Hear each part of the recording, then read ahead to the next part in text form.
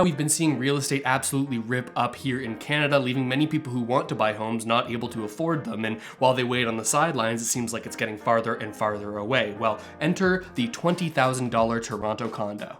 This isn't a rental, it's not rent to own, but it's something they're marketing as a new type of real estate where you can own a fraction of the property and move into it while actually getting some equity in the property without having to save for a down payment for years and years while the market runs away from you. So in today's video, we're going to go over exactly how this model works, if it's a good idea or a good investment for you, as well as some of the hidden dangers that you might not realize. To start, for those of you who don't know Toronto very well, this property is in a pretty nice area. It's really close to the downtown, close to the waterfront in the King West area. It's a decent sized one-bedroom condo, a nice living area, a decent kitchen, as well as a bedroom with a balcony outside. And it's listed for an initial investment of $19,650. You can see that right there. That represents about 2.5% of the value of the unit. We'll get into what this co-financing allotted and what this 5% co-ownership percentage is. We'll get all into that soon. Now, after paying this $19,650, you have to move into the property, and then you have to make a monthly payment of $2,578. No, this isn't a mortgage payment, and you don't have to qualify for anything. This is something that they call a monthly residency payment, and it's kind of more like a rent payment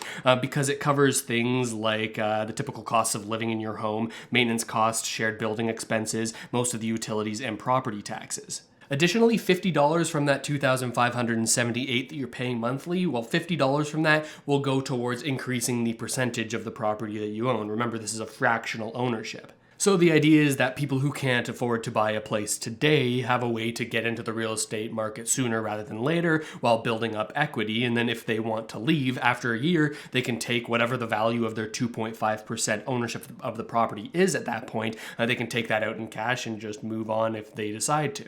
Additionally, if you're able to qualify after 3 years, they give you the option to purchase the property that you're living in, so long as you can actually qualify for the mortgage. And this is all managed by a company called Key that has started here in Toronto, but they're starting to expand more broadly across Canada, and they're saying into the States very soon. Now, they market themselves as their mission is they're designing a new approach to real estate that's free from the burdens of commuting, cost-prohibitive down payments, and the inflexibility that comes with a 25-year mortgage, saying that they're providing a way for aspiring homeowners to prosper by starting to build home equity many years earlier than traditional home ownership. So this could all sound pretty attractive, right? You get into owning real estate earlier than you could have and have the ability to potentially gain equity in the property as the value of that property could go up over time. But there are some other major things that we haven't covered yet that might have you second guessing that. Like, is this actually something that's going to benefit you? Do you get the typical benefits that a homeowner does when they own their own home? And would it just make more sense to rent the normal way? Well, the first most obvious thing that we need to check is whether or not your monthly residency payment as a co-fractional owner, well, is that a lot higher than what you'd be paying for market rent for a similar place? Well, if you remember, you can sort of see here, $2,578, that's what you'd be paying as a co-ownership after paying that $19,650 of your initial investment. After a quick search, I found this rental listing in the same neighborhood, and it's a very comparable place, except the price is $2,250. That's a $328 difference, and the place is pretty similar. As you can see these pictures, it's a pretty spacious place, one bedroom, nice balcony, all things considered relatively comparable. The question is, would putting your money in for, let's say, 3 years, this $20,000 up front and then the initial payments, would that actually make sense and end after, let's say, 3 years with you having more money than if you had just rented and then taken the additional difference and invested it? Let's take a closer look. I've plugged this into a simple investment calculator. Here you can see that initial investment, the $19,650. Again, we're going to use 3 years for this comparison. Let's say that real estate while you're there on average each year goes up by 6%. And we've got that additional contribution. Remember, $50 from that residency payment is going to increase your equity. That's a monthly contribution at the beginning of each month. Well, we get to an end balance of $25,491 at the end of those 3 years. Again, given your initial contribution, as well as your $50 from that $2,500 and something that you're putting in each month. Here I've altered it a little bit, and let's say that you, instead of investing in that real estate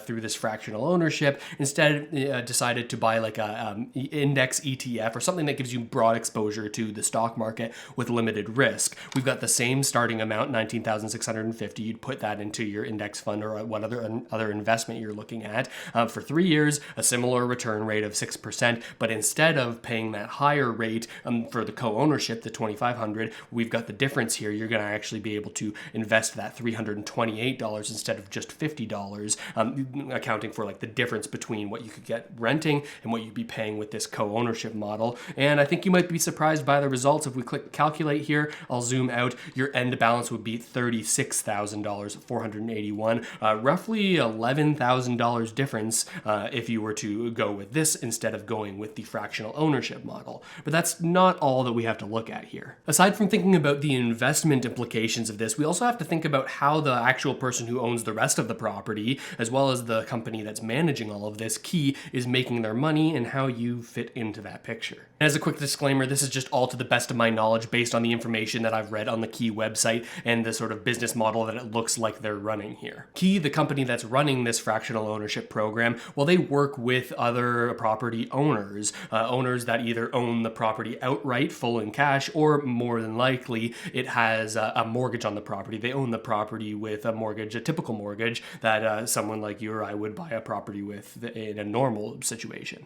Typically, they'd rent out the unit and use that rent to cover things like the mortgage and the interest they have to pay on that mortgage loan that they have, as well as property taxes, insurance, maintenance, and property management. Instead, Key approaches these owners of the buildings and says, hey, instead of you having to manage your own tenant and get that sort of position filled, we'll manage it for you. We'll take this off your hands. All you have to do is offer a small amount of equity here and sort of agree to our terms, and we'll take care of it. We're going to get a tenant into your property. We'll make sure that you're paid market rent, and you're also not going to have to talk to the tenant that you're putting into the property at all. We're going to do all that management for you, and plus, as an added bonus, well, the people that are coming into your unit have the idea in their heads that one day they will own this property, so of course they're going to take very, very good care of it, but likely in most cases, after the 3 years, maybe the market runs even more, and the people who are inside of the units still won't be able to afford a mortgage, and then they'll leave, take their equity, and then we can just redo this all over again. For the property owner, this is a pretty sweet deal. As long as they keep on getting these rent payments and they're able to cover their mortgage and other expenses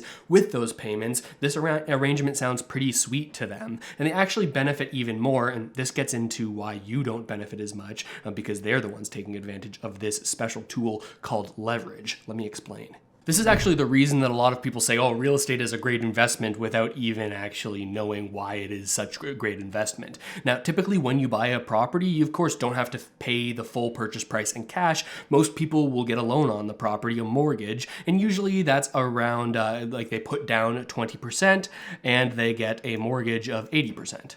Now for this example, just to make things easy math-wise, we're going to use a property that's worth $1 million, so a 20% down payment on that, you'd have to put $200,000 down.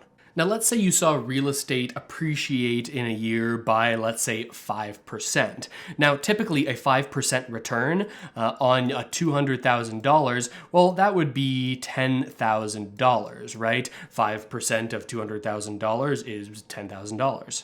But with real estate, because you're leveraged, you don't see this 5% return on your $200,000. No, you see the 5% return on the $1 million, the total value of the asset you control. If you saw the real estate market appreciate by 5% and you had a $1 million home, well, that home would now be worth $1,050,000. And that's a lot bigger of a return than just the $10,000 on your $200,000. Instead, that's a $50,000 return on your $200,000, which equals actually a 25% return, not a 5% return. This is the effect of leverage, right? You're putting down 20% or 1/5 of the purchase price of the property, which means that you're 5 times leveraged, right? Which is also, you'll notice here, 5 times more return because you're 5 times leveraged. So you can see how this is a powerful tool, right? If you only put down a small amount of money as your down payment, but you see the return on your investment on the large value of the asset you control,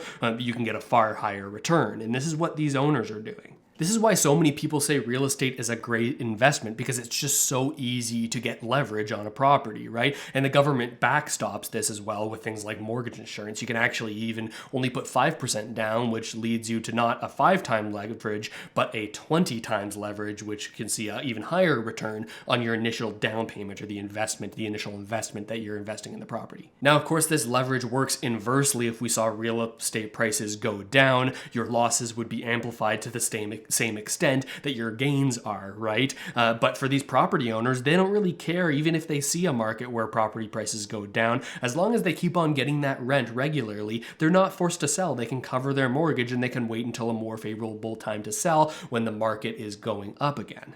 Now, if you were to be one of these fractional owners, if you bought this $20,000 Toronto condo, you wouldn't get exposure to the same amount of leverage that many of the property owners are actually getting exposure to, right? Your 2.5% ownership would go up and down with value in the market, but you wouldn't get that sort of boosted leverage. And that's a good and bad thing, right? You don't get as high returns, but you also don't get as low losses if we're seeing a market that goes down in value over time. Now, to their credit, this company, Key, does offer leverage for the co-owners. However, it's a sort of smaller amount of leverage when compared to what you would experience if you were to buy with a 20% down payment. They do a $1 to $1 co-financing benefit on any sort of contributions of equity. So for every dollar you put into the property, including that initial $19,650, well, they'll actually apply for, likely on your behalf. Again, I don't know the inner workings of how this works, but they'll get leverage for you equal to the amount of equity that you put into the property. So if you put $20,000 down, they're going to get $20,000 worth of financing if you so choose to use this program,